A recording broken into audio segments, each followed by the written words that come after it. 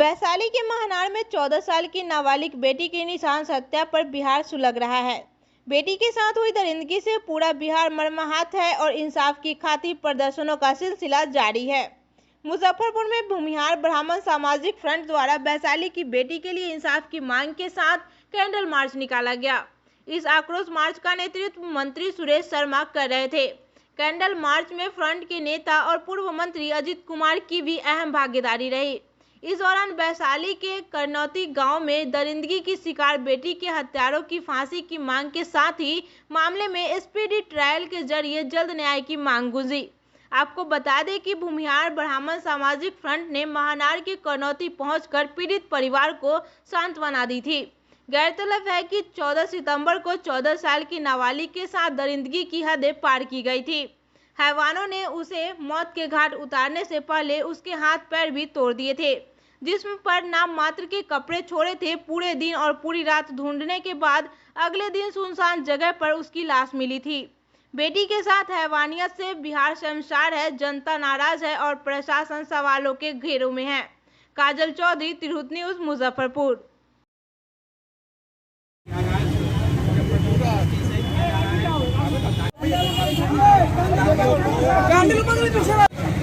आगे साइड सब आदमी आगे साइड भाई जी हटिए ना, 2 मिनट के बाद कीजिए, हटिए। आज करनौती गांव में एक मासूम बेटी का दरिंदों के द्वारा बलात्कार के उपरांत हत्या कर दिया गया है। इस घटना से पूरा बिहार काफी आक्रोशित है। पुलिस का अब तक का जो भूमिका है, घटना के 1 सप्ताह बाद भी अभी तक अपराधी दरिंदे गिरफ्तार नहीं हुए हैं। इसी सवाल को लेकर आज मुजफ्फरपुर में हम अपने राज्य के अध्यक्ष, भूमिहार ब्राह्मण सामाजिक फ्रंट के अध्यक्ष, पूर्व मंत्री सुरेश शर्मा के नेतृत्व में कैंडल मार्च निकालकर हम उस बहन को अश्रुपूर्ण श्रद्धांजलि देना चाहते हैं जिसे दरिंदों के द्वारा हमसे छीन लिया गया है। हमारी मांग बहुत ही स्पष्ट है। हम चाहते हैं, हमारा मांग है कि जो भी लोग उसमें हत्या में संलिप्त हैं उनको तुरंत गिरफ्तार हो, उनकी गिरफ्तारी हो और सरकार तुरंत स्पीडी ट्रायल करा के उनको फांसी दे। इसी सवाल को लेकर आज मुजफ्फरपुर में हमारा ये कैंडल मार्च है और ये कार्यक्रम, ये लड़ाई मेरा राज्यव्यापी होगा। हम लोग 2 दिन के अंदर पटना में बैठ के राज्यव्यापी आंदोलन का ऐलान करेंगे और कुल मिलाकर जब तक उस बेटी, उस बहन को न्याय नहीं मिलेगा तब तक हमारा लड़ाई जारी रहेगा। हमारे बीच में हमारे प्रांत के अध्यक्ष बड़े भाई सुरेश शर्मा जी हैं। अब आपको इस लड़ाई के मामले में आपको विस्तृत जानकारी देंगे आदरणीय सुरेश शर्मा जी। के परिवार से मिले, क्या कुछ पता चला? महनार गए थे और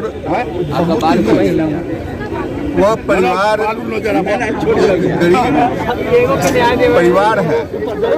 उसके पिताजी, उस लड़की के पिताजी ट्यूशन और उसमें भी गरीब बच्चों को फ्री ट्यूशन पढ़ाते हैं। ऐसे परिवार की वह बेटी थी, वो ट्यूशन पढ़ने जाती थी और 10 बजे उधर से लौट करके आती थी। उसका अपहरण हुआ और अपहरण के बाद रेप करके उसको मारा गया है। वह बड़ा ही, उसका बाह तोड़ दिया गया, गर्दन तोड़ दिया गया, उसके पैर तोड़ दिए गए। मतलब आप उस चीज को अगर ध्यान दीजिए तो आदमी का दिल दहल जाता है कि किस प्रकार से उस बेटी को पैर तोड़ रहा होगा, गर्दन तोड़ रहा होगा, मुंह पर उसको थकुच दिया उसके मुंह पर।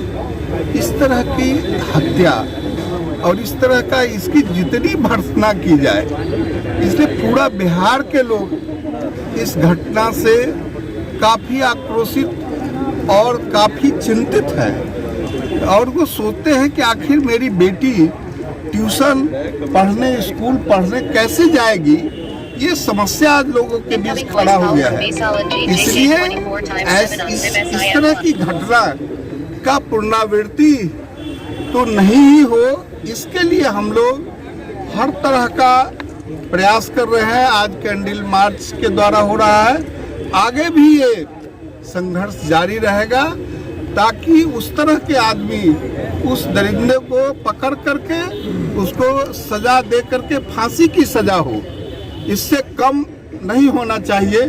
क्योंकि इस तरह की घटना अगर बिहार में घट रही है तो ये सरकार के लिए भी, हम लोगों के लिए भी बहुत ही दुखद है, दर्दनाक है, चिंतनीय है। हम इसके बारे में आपको क्या कह सकते हैं, मेरे पास कोई शब्द नहीं है कि कितनी बड़ी ये घटना घटी है। और अगर इस तरह की घटना घटेगी तो कोई माँ बाप अपने बच्ची को कैसे जाने देगा ट्यूशन पढ़ने, कैसे जाने देगा स्कूल पढ़ने। तो ये तो बहुत बड़ी समस्या है। बिहार में कानून व्यवस्था पर क्या कहेंगे? देखिए, कानून व्यवस्था के लिए ये किया जा रहा है ना कि कानून व्यवस्था ठीक होना चाहिए। ये इस तरह की व्यवस्था जो हो रही है, ये व्यवस्था पर लगाम लगने के लिए सरकार, पुलिस प्रशासन, जिला प्रशासन इस पर कार्रवाई करे। बस चलिए।